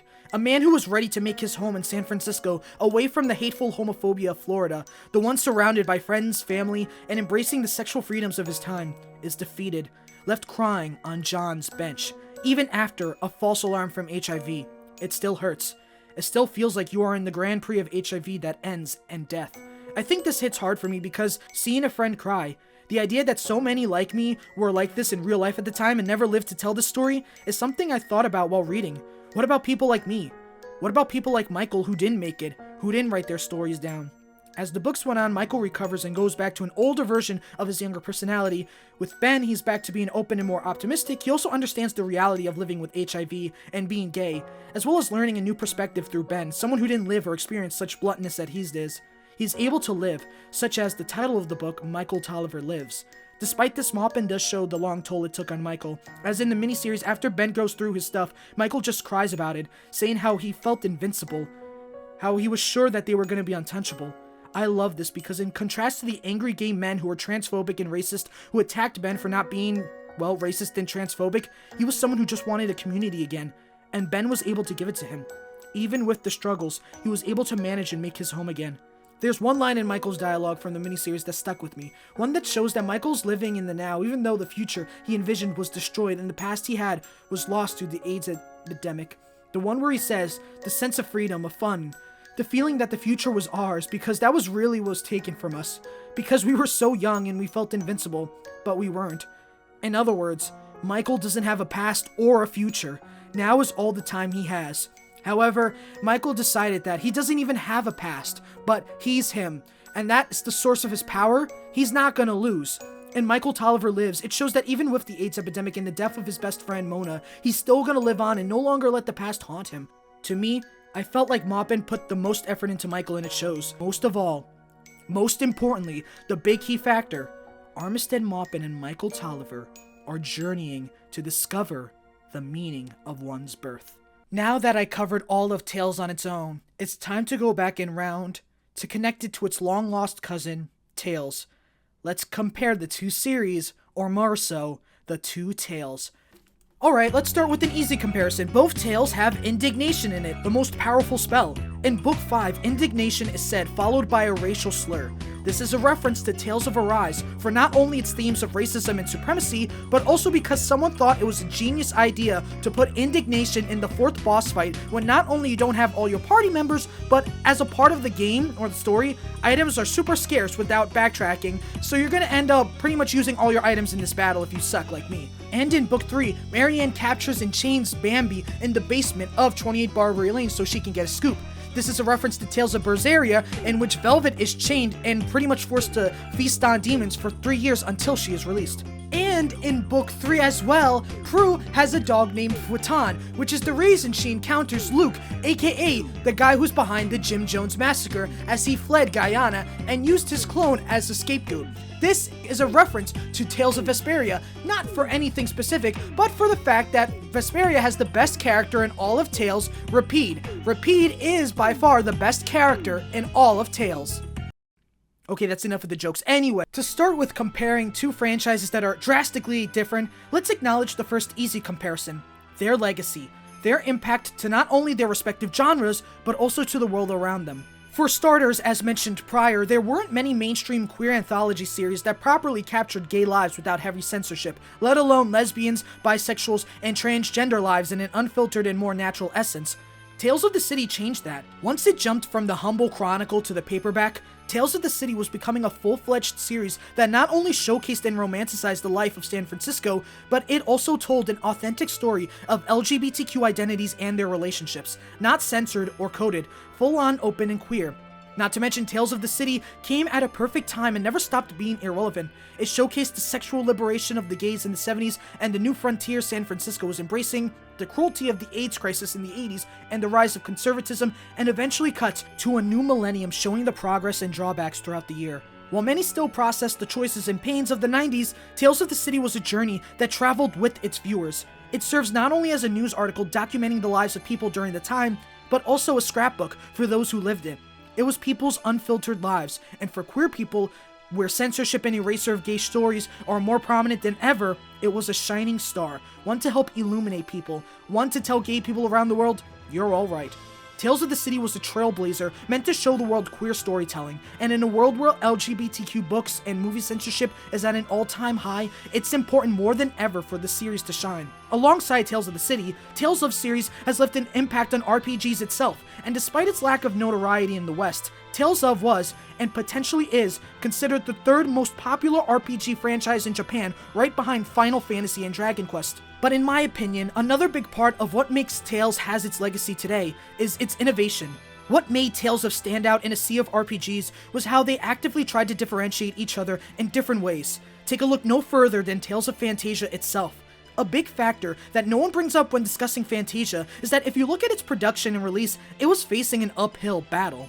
Not only being released onto a system with an incredible catalog of RPGs like Final Fantasies 4, 5, and 6, and 2/3 of Dragon Quest's Zenithian trilogy, but it was released in the twilight years of the Super Famicom, with the Nintendo 64 being set to launch in Japan 6 months later. Fantasia had to knock it out in order to differentiate itself and become a hit, and it did. And what it did led to making staples for the franchise. While yes, it was the first game, it also challenged RPG norms the minute it came out with the linear motion battle system, bringing a whole new form of combat to RPGs that combine the real-time combat of fighting games like Street Fighter with the party formation and juggling of strategies like Final Fantasy. While it wasn't the first RPG to use real-time combat, as series like Ys and Seiken Densetsu did, the way that Fantasia presented itself and took these elements from each game to make something unique, to make the linear motion battle system, it made something of its own. Fantasia also had voice acting, and the theme song, Yume wa Owaranai, was a fully vocal song on the Super Famicom, and it is a certified banger. Voice acting and shouting out the attacks, beautiful vocal track, and the linear motion battle system that kept getting tweaked and tinkered with to make its own system, something that's unique to its own. Tales of was the action RPG in Japan, and the one you went to if you wanted to get into it. On the topic of consoles, specifically Nintendo, if we're talking about that, we need to acknowledge the legacy of one of the most popular entries in the West and the franchise in general, and what many consider, especially me, the Final Fantasy VII of the series, Tales of Symphonia, and the impact is clear as day. Symphonia was the first entry to make the jump to 3D, the one to make battles look 3D and give it a new perspective with its multi-linear battle system. Not to mention, Symphonia was the big RPG hit Nintendo needed. Remember how I mentioned that Fantasia was released in the Super Famicom's twilight years and up against other big RPGs that were staples to the console's library? Well, in contrast, the Nintendo 64 saw little to no RPGs on the system, as Namco, as well as Square Enix and other companies, jumped ship to the PlayStation due to the disc software, and with Fire Emblem being absent from this gen console, it really only left Paper Mario and Quest RPG as the sole major RPG on the Nintendo family of consoles until the GameCube. There's a reason people to this day want Lloyd in Smash Bros. Even 20 years later, even against other protagonists such as Luke, Yuri, and Alphen. Symphonia was a classic RPG that was a must-have for RPG fans and Nintendo fans, and considered a staple in any Nintendo fans' libraries, being up there alongside other GameCube and Nintendo RPGs of the time like Baten Kaitos and the eternally $500 Telius game as a classic for the fans. Tales of Symphonia brought back some RPG magic into Nintendo's library, something that was really only limited to handhelds such as the Game Boy Advance. It still hung on, and because of that, it got Dawn of the New World as a sequel on the Wii, being one of the few mainline Tales games to get a sequel that's part of mainline. Yes, I know Naughty Kitty Dungeon exists, but I didn't play it and I don't think it's canon, it's different. Anyway, let's move on. Because of this, many Tales fans who look at Symphonia as the reason they're into the franchise, as the reason they know about Tales and dived into it, and this is backed up with Symphonia's strong cast, good story, and fun characters that became staples in the franchise. While this is pure speculation on my part, I do think that Tales of Symphonia helped give Nintendo a new reason to believe in RPGs instead of just the typical action adventures or platformers that were dominating the time of the GameCube, such as Mario Sunshine or Star Fox Adventures in Assault. But luckily, they're still going strong, right?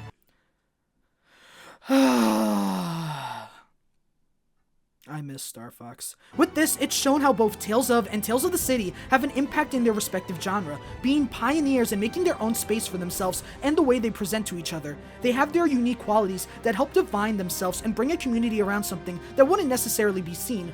whereas Tales of the City helped fostered and nurtured LGBTQ readers desperate for a story and a series they can attach to, Tales games gave stories and games that are fresh and interesting for anyone to hop in and enjoy. And what's more is they both use the same tactic of mixing, and I'm not talking about the mechanic of mixing, which replaces cooking in Graces, if it makes sense. I don't know, the mixing was weird in Graces. It pretty much took tropes and borrowed it and made it into its own thing.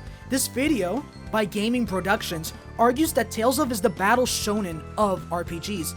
And I would kind of agree. You'll see many tropes in Tales of that you would see in typical shonen, whether it's the perverted, flirty Bishonen man, there's the kid genius sidekick, there is the mascot pet or the dog, or Repeat, because Repeat's Repeat, or the cool, edgy, hot dilf, or any other characters you see in an anime or anime. It's in Tales. Kind of like in Tales of the City, you see the suave playboy straight man, the hippie progressive woman, the old lady full of mystery and shrouded in darkness. They have these tropes and they put them together to make its own unique story and play with it. It's never one small character or one big thing that focuses on them, but rather develops on them and fully is able to make them fleshed out characters. Not to mention with story tropes such as the end of the world, big cults, or a rabid disease, it plays a part in making what makes the series. While you might consider it ripoff or knockoffs, it's its own thing, and I love that. Tales of and Tales of the City takes whatever they have and plays with it, and I love that. Speaking of Symphonia, remember how I said that Tales of the City is a character-driven story? Well, if there's one thing that these two franchises absolutely most have in common, is strong character writing. The Tales franchise is one that prides itself on its cast of characters and the interactions. It's what differentiates itself from its competitors. Sure, Dragon Quest has its Erics and Angelos, Final Fantasy has its Ferris and Kane. What's up, Dravenbane? Make sure to subscribe to them on Twitch. Play a Tales game, please. Tales of is a never-ending cast of characters that bleed personality, and whenever they interact with each other, it's always fun to watch. The skits are so important because not only does it differentiate itself from other RPGs, but because it gives much more spotlight to the characters and make them feel so detailed. Whether it's Archie revealing the reason her hair's in a ponytail, Carol's desire to save money, or Titri's folktales, each skit feels like another quirk that makes them stand out in contrast to every other character in the franchise and gives the player another incentive to fall in love with them. The Tales of is never short of characters you can relate to or attach to, and that's why I love it so much. I love how both tales parallels each other because they're kind of opposite. Whereas characters in Tales of the City are what drive the plot and help develop it, Tales of most of the time are the opposite. The plot points are what drives the character arcs and help them grow. For example, look at the temples in Tales of Rebirth, in which each character goes through their own trial to develop who they are. They're complete reflections, yet they reach the same goal, to help learn about the characters, the settings that shape them, and why they matter in this story. Honestly, when playing Tales and reading Tales of the City, I feel like you can easily draw parallels to the character stories and draw comparisons. One that you can go, hey, it's Tales, and no, I'm not talking about how Jim Jones calls himself Luke while in hiding. So in other words, yeah, Luke has another replica. For example, Brian, the playboy seeking love while also being worried about the future as a man in his 30s, he shares similarities to the beast shonen playboy of Symphonia, Zelos Wilder. Both are guys who love the ladies and are pretty much horn dogs, but it's clear that both have attachment issues and, dare I say, the fear of being alone. In Book 6, the line, Brian was drifting again, dwelling morosely on the consolation of us and how it was about to vanish from his own vocabulary, gives a whole new perspective on Brian, especially if you go back and read about his flings in the earlier books. Brian might be a playboy, but deep down wants someone genuine to call his own. We can compare this to Zelos, a playboy who at first only wants to woo the ladies, is deep down someone who's filled with self-hatred because people around him only want to use him as the chosen. I argue that before meeting Lloyd's gang, Zelos never fully had people to call his friends or even lovers because they never saw him for who he was, but rather what he symbolized, being the chosen, and just the handsome one that the girls can fall for. Both Brian and Zelos are playboys who ran away from their duties, lawyer and chosen, and now must try to find companionship even if it is difficult. Another example being the one I hinted earlier, the one who discovers the meaning of birth, Michael Tolliver and Tales of the Abyss's Luc Fonfabre. The big factor that brings both of these characters together is their development into an adulthood-like status, where experiences they never expected to go through shapes them and helps them grow up, even if they thought they were invincible at one point, with reality hitting them harder than expected. Whether it was witnessing Brian become a victim of a hate crime, or Luke drawing blood for the first time, to even the worst of Michael watching his community die one by one, or for Luke being responsible for the mass deaths of Oxeriuth and living with the burden of the deaths. There's also the fact that they see Marianne go away, they see Miss Magical age and slowly die, or for Luke, Ion die, Anisa's betrayal, or Natalia's realization that she's a fake princess. There's so much that happens to them that makes them question their reality and makes them pretty much shaken. The point is, both of them boil down to the fact that they learn to live from their experience, and they learn to understand that life sucks, but it's okay. You have to keep pushing forward, because it's up to you to define the life. You don't have to be defined by your tragedies, and you don't have to worry about making up for everything you did or everything that happened to you. You just gotta live. Another big comparison we can make is, well, between Maupin and Luke. Let me explain. To go back to when I described the Fab Five and how they each represent a part of Maupin, if we look at the cast of Tales of the Abyss, they each represent a part of Luke's character that is developed or analyzed in the story. Natalia is Luke's nobility or past, something that is kept in high regards to both of them and kind of shapes their character, only to realize that it's all a lie and has been false, and their idea of what's a nobleman or noblewoman is like is completely all a lie and flipped on their heads. Guy is Luke's anger, not only anger for being outside of his safe space, but for the fact that his life got flipped upside down and completely ruined by people's own selfish needs. For Guy, it was literally having his family massacred by the Fonfabre household, as his anger was directed towards Luke, or Ash, because of the massacre of his family. Ion is Luke's reality, simply a replica, something that is meant to be used for a tool and completely discarded after. Ion is the reality Luke was supposed to have, but escaped. Annis is Luke's immaturity. Despite holding herself up in a more mature manner than others her age and being more aware of the world being Ion's guardian, she's still an immature child who has the bad luck of having bad parents as well as being pushed into a major world conflict. Jade is Luke's guilt, something he can never erase. Despite the smug aura he gives off or the fact that he tries to hold himself in high regard as a colonel, he's committed a war crime. He has blood on his hands, and that's something he can never truly erase, something Luke learns to deal with. And Tear is Luke's desire to grow up, the desire to change and benefit society even if it is tough. This video is definitely long. There are so many other comparisons I can make, such as Jake to Jude as both are medical students, Connie's funeral and Rhea's funeral, which are both scenes that set the moods for the series, or how both stories have a... But to me, the big comparison is how both embody the phrase, the RPG of one's logical family. In Book 7, Michael mentions how Anna refers to the family in 28 Barbary Lane as logical family. The family you choose to be around and the family you prefer over your real family. The family you appreciate. On one hand, it can come off as Anna Madrigal talking to the residents past and present of 28 Barbary Lane, but I also interpret it as the reader being a part of it. You, the reader, are part of Armistead Maupin's fancy 28 Barbary Lane logical family. Every Anna, Brian, Michael, Mona, and Marianne were with you. We're your family as you read the series and watched the miniseries, and it's so comforting. And I think that's what makes Tales of the City and Tales of what they are, the logical family. The characters you go on the journey with, the ones you get mad at, you smile over, the ones you cry for. I said this with Anna's part. I did cry over editing and recording because, well, these characters hit hard. And that not only goes for Tales of the City's cast, but for Tales of. Characters that make you feel like you're there. You're traveling with them and experiencing a grandiose story. But not only that, making a connection with everyone and learning their story, how they play off of each other, and most importantly, bonding and being there for the RPG family you built on this journey. And to me, the two Tales entries, the two Tales games that embody the idea of the RPG of logical family and, by proxy, has the best dynamic and showcases Tales of the City through its story, is Tales of Vesperia and Tales of Rebirth. And Tales of Rebirth is able to be made in English thanks to the sponsor of this vid, the group that released the Tales of Rebirth in English patch, Life Bottle Productions.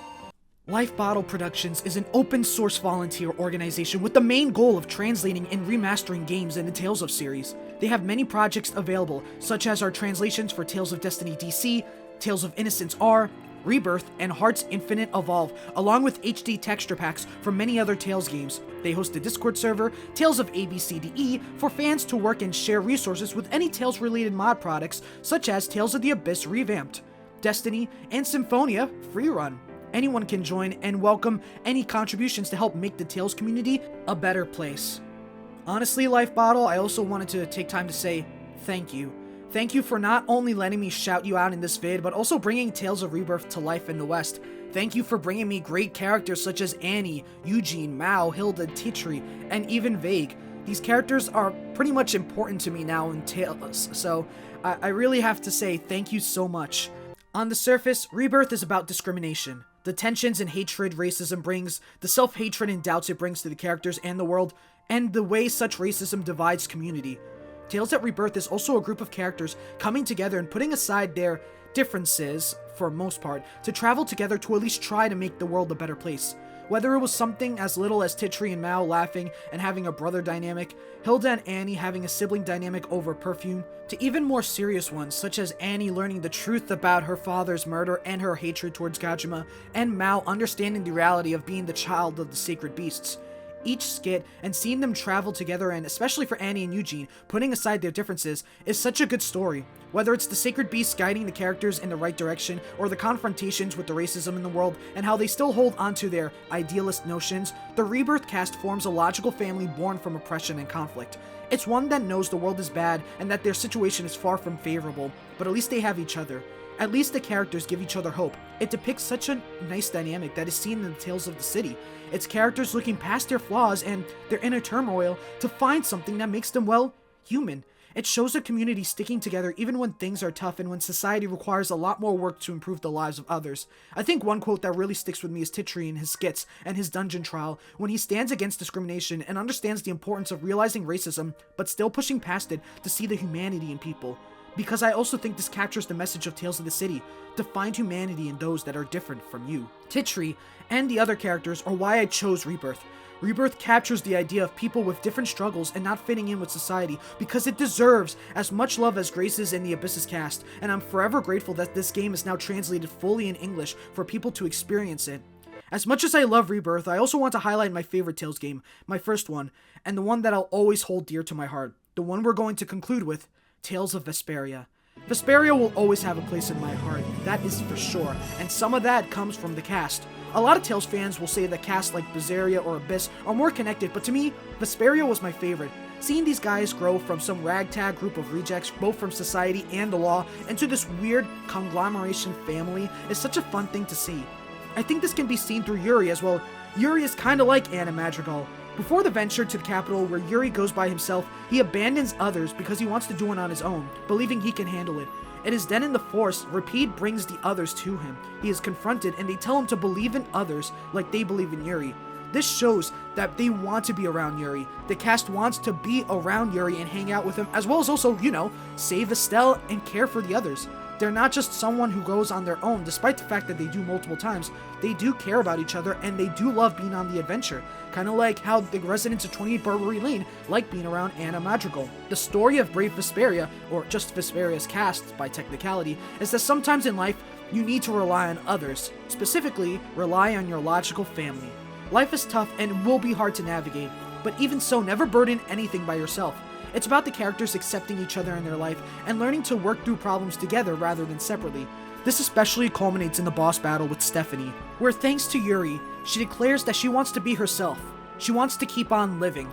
Her escaping Alexei's control and coming back to the group shows that Vesperia is about people still sticking by each other even in the toughest times, like in Tales of the City, where the residents decide to fight for Anna and defend Barbary Lane because these bonds and these people have value and are worth protecting. These people are worth fighting for. Vesperia and Tales of the City are about a group of people forming a logical family to fight for what's right and build a support system they never had, growing their bonds and understanding their own values better. To finally conclude this video, the point I want to make by mentioning the logical family is because that's the message Tales of and Tales of the City wants to tell you. Oh, and this one comment that said in The Meaning of Birth of Tales of the Abyss, this is such a great analysis, I love it. Be yourself and find your place in the world. The world is cruel, it's scary, and downright malicious. It will lead you to insane places you'd never imagine or make you realize the craziness of where you are now. But whether you're a rich lesbian, transgender landlady, a bisexual royal, a gay botanist, a straight news reporter or straight lover, or even a Huma, Gajuma, Swordian, Celestia, reincarnation, half-elf, chosen, replica, a fake princess, a war criminal, Rapide, a daemon, or someone with the potential to destroy the world, it is you who makes your story. It's you that defines where you go and what you do with your life. You are who you are. Your past may be tainted, a lie, filled with tragedy, or even don't exist at all. Your future might look bleak, look hopeless, or even you're not even thinking you'll have one. None of that matters, because what matters is the now. The now that has your friends and logical family, the one that helps you grow and makes you feel pain, the one that'll define your future and reshape your past. You are a human being that can shape your future and make yourself the person you want to be in the present. Anna Madrigal was right. There's nothing more rewarding in a person's life than seeing a building turn from a bunch of walls into a nest of warm stories and warm hearts. And for me, while making this video, reading the books, and playing the games, I discovered the meaning of birth. And what for every little chapter in the book, it helped ring a bell in my mind to tell me that Armistead Maupin's Tales of the City and 28 Barbary Lane, I knew it was the Tales of that was right for me.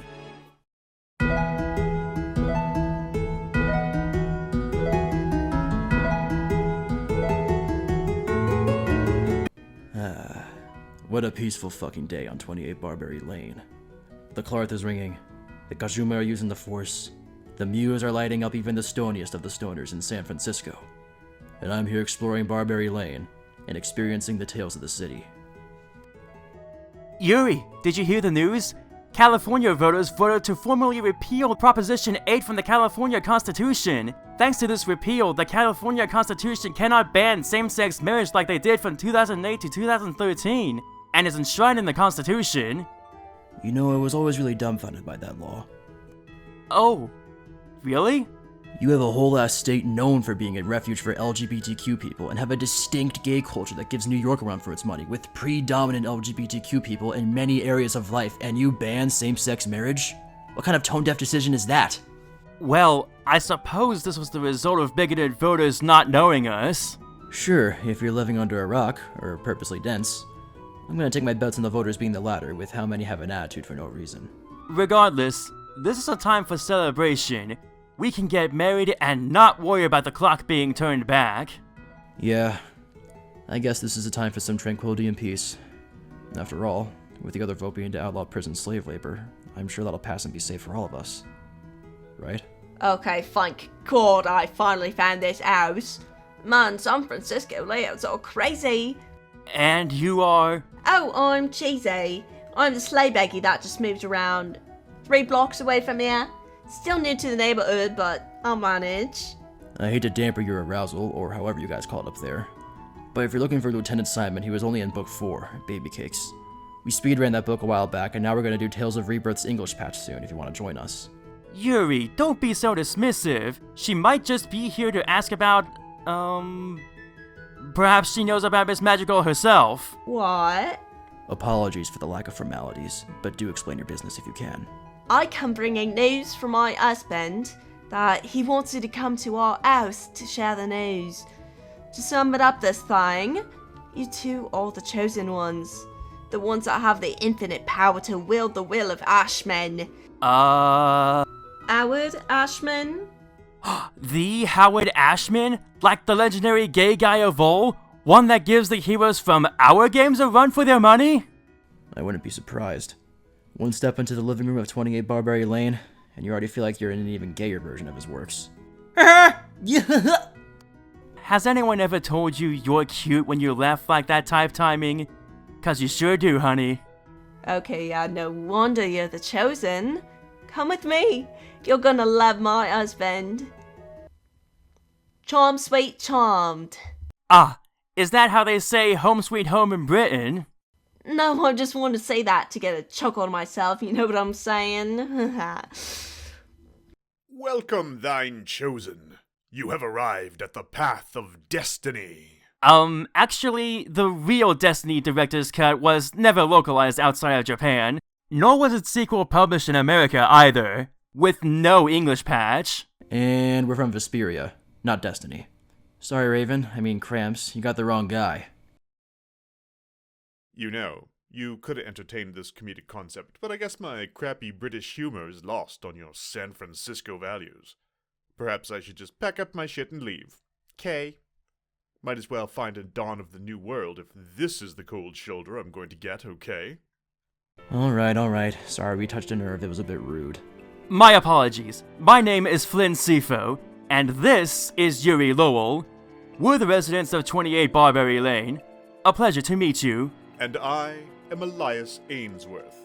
Grand Mage of San Francisco, the caster of Castro, a Brit in exile, with my wife. I do wonder, how is it that you moved to good old San Francisco? Well, for starters, we're ace for ace. And a magical speedrunners. When she played Tales of Vesperia on Twitch and speedran the game, we popped out of the TV and came to life.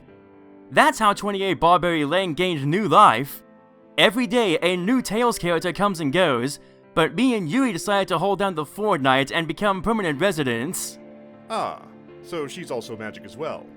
I guess so, but we gotta head on home soon. We're gonna speedrun the brand new Tales of Rebirth English patch by Life Bottle Productions. And also Josiah's gonna come over.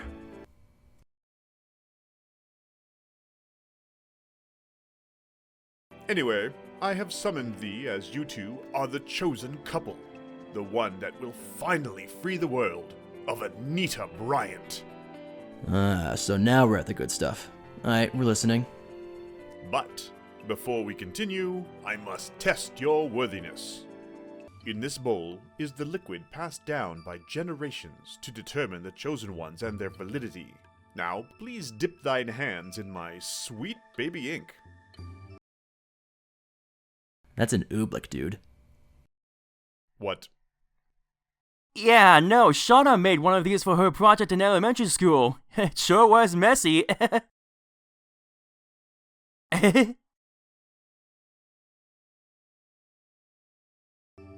Eureka! You two are indeed the chosen ones. You must join forces with the other chosens.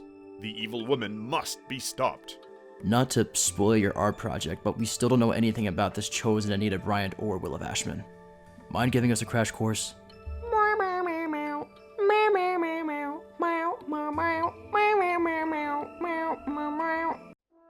In the old age of the 20th century, a fiendish and devilish woman known as Anita Bryant terrorized the homosexual world everywhere. Based in Florida, her reign of terror has caused chaos and pain to queers everywhere. Those who followed her teaching and believed her helped stigmatize gays. Lesbians were outed, trans women were assaulted, gay men were isolated, and worse, some never got to see the next day.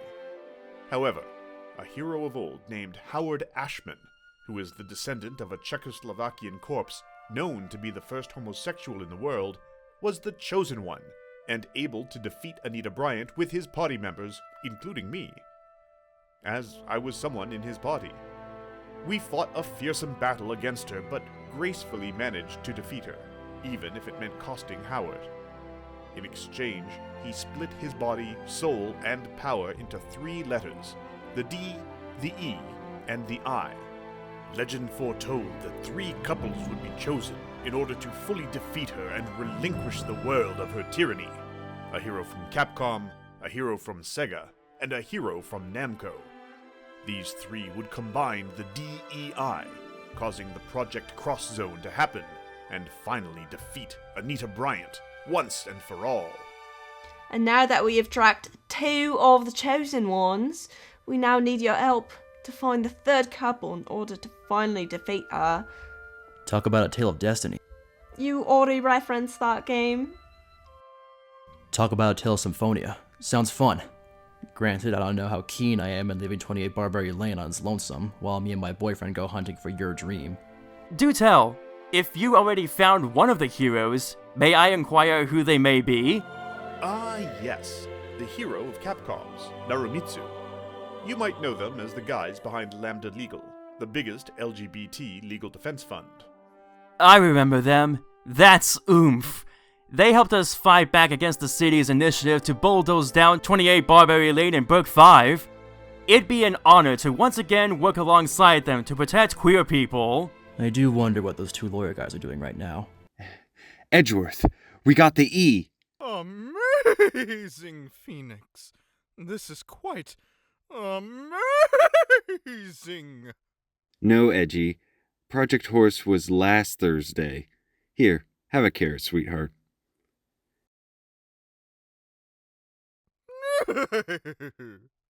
With Narumitsu out of the way, all that's left is to locate the Sega hero. I doubt it'll be as easy as going door to door and putting out flyers like that one Jonah kid. Elias, Chise, Is there any way we can get hints at who the Chosen One is? Bestowed on you is this D. You will use it, and it'll help you track down the Sega rep. What does the D stand for? D. Yeah, what does this stand for? D. What does it stand for? D. Yeah, what does this stand for? D. Yeah, what does it stand for? D. Yeah, what does this stand for? D. This party's getting crazy! Once they're combined, you must all go to the destined location and fight off Anita. What the scallop? Fear me, San Francisco, for the strongest homosexual has arrived! Strongest homosexual? Wouldn't it be strong if you had to rely on gunfire in order to catch us off guard? But to each its own. Who asked you? I don't think you are the descendants of the first homosexual in the world, eh? With all due respect, I feel like it's blasphemous to declare yourself a powerful being when you're not. Shut up! Shut up already! No more insults! And if you say I look like the guy from Sanjay and Craig, you're homophobic. Sanjay and Craig? That show is only 11 years old. You should be in diapers and a bib. You should also be sucking my nipples for that nutritious milk time. Elias, listen. I appreciate your assistance, but I think from here on out you need to keep your mouth shut. Unless it's something significant in achieving our goals, we as a collective would be better off not processing what you say in our brain. Like I said, we don't hate you, we're just bewildered by such statements being made by you right now in a negative connotation. Stop firing rockets at my house! Demon Fang! If it's a fight you want, get ready to be chained up in our basement when we're done with you. And just when we're celebrating the repeal of Section 8 too, huh?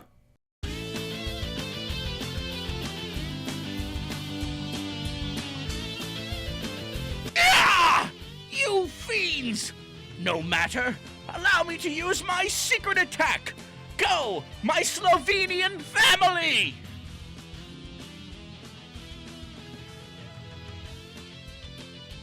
Destruction Field! Gotcha! My Cottonfly summon was able to bounce him back. I'll take it from here. Go forth. Thorn chains. You ready, Yuri? Right back at you, Flynn. Kirby. Fierce! Twin Wave! Curse you, kids! And old skeleton dilf! What's wet the grave? It means you did good, don't worry. Now let's see who you really are. Not a fan of Scooby-Doo, honestly. Enough semantics. Tell us who you are and why are you attacking us. I ran out of patience and TP with you already. It's because I'm the ancestor of the original homo- Not. What? I licked your blood during the battle. It didn't taste like his at all. Sorry. You were lied to. You're right. I was lied to. I knew I shouldn't have listened to that new game I got and dropped it off at Barbary Lane and attacked you. What game and what about Barbary Lane are you talking about? I got this new game that told me to leave it by 28th Barbary Lane and attacked Yuri and Flynn and the Bone Guy, apparently as the chosen one that defeated said soul. Said soul? Oh. Oh no! Elias? Are you okay? You sound as broken as the AI that translates our chapters. Are you gonna free me? Perhaps I can pretend to help you. Did someone say pretend? Evacuate the apartment complex! Everyone get out now! Mr. Elias, if you could please explain what's the panic. What the fuck? 28 Barbary Lane! No! Elias, what's happened? Anita Bryant went turbo. She stored her soul in the Tales of Rebirth English patch. She tricked that young man into giving the apartment the game, and she captured them. That's right, queers. And now with this power, we will capture the land, conquer Earth, and obliterate all homosexuals, bisexuals, transsexuals, intersexuals, and all who oppose God's fears. I'll be taking this bone data. We have some unfinished business left from when he and his little buddy Howard defeat me. Toodaloo homos. Yuri, Flynn, find the Sega reps and Narimitsu and bring the Project Cross Zone together. Chise, make a contract with my old friend Howard. You're our only hope. Oh my god. So that's Anita Bryant. Anita Smashita. I don't give a damn who she is. You mess with my logical family, you're for sure gonna get a piece of my mind. So that's the ancient villain of legends. We're surely not dealing with no Douse, Duke, or Van. This might be our toughest foe yet. Well, Yuri, are you ready to complete the DEI? Complete the DEI and save 28 Barbary Lane. Miss Madrigal didn't build up a community of fictional anime characters just for some real-life person to take it away from her. Let's get those transgender lawyers, find those damn Sega reps, and kick that thieving demon back to hell mientras estamos escuchando las clásicas bachata como Romeo Santos, Monchi and Alexandra, y Prince Royce como las mamas dominicas y puertorriqueñas. You coming? Yeah. Chise, you will join us on our journey, yes? Of course. Not only do I need to rescue Elias, but as a sleighbaggy, I must make a pact with all the summons I can. Just like Klaus F. Lester. And when we're done, let's all go out to a New Jersey diner and get onion rings that I've gone ahead and ordered some for the table. Let's just focus on whacking off Anita Bryant, okay? If Elias, Howard Ashman, and his party were able to do it years ago, we can sure as hell do it again. That's the spirit, eh? Now first off, let's go find Narimitsu and the Sega rep and bring the Project Cross Zone to Anita and save Barbary Lane. And while we're at it, we must also find the Sega rep too. Hopefully they aren't too hard to find. I do ponder, who could they potentially be?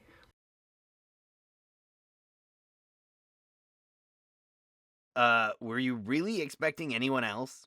Sonic, stop talking to that letter. We're going to be late for Taco Bell night at the club. I sure hope no one slams the crunch wrap in the bar door this time.